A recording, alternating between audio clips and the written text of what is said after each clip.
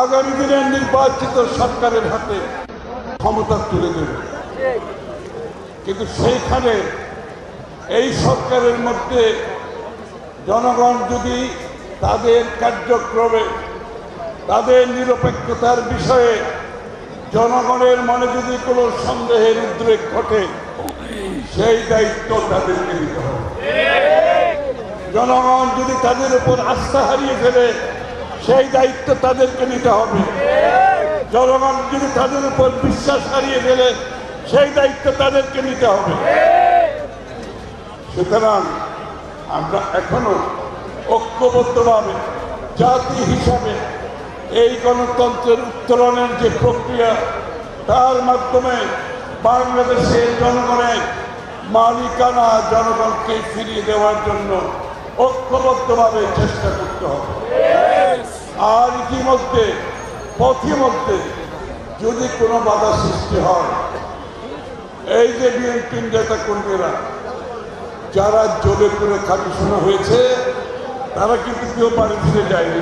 কিন্তু তারেক রহমান সাহেব একটি কথা পরিষ্কার করেছেন, আমাদেরকে বুঝতে হবে, বাংলাদেশে রাজনীতিতে গুণগত পরিবর্তন আসতে হবে।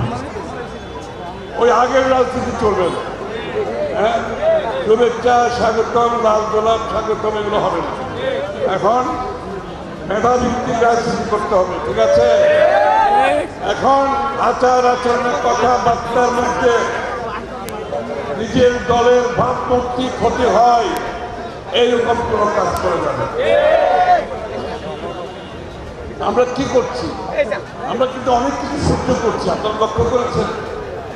আমরা সবচেয়ে বড় দল হয়েও আমরা কিন্তু অনেক কিছু সহ্য করে যাচ্ছি। আমরা কিন্তু বাংলাদেশের রাজনীতিতে একটা নতুন সংস্কৃতি সৃষ্টি করার জন্য সেই প্রক্রিয়ার মধ্যে আমরা এখন আছি।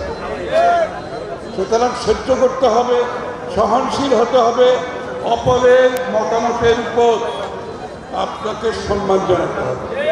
আমি দ্বিমত পোষণ করতে পারি, কিন্তু সম্মান জানাতে হবে।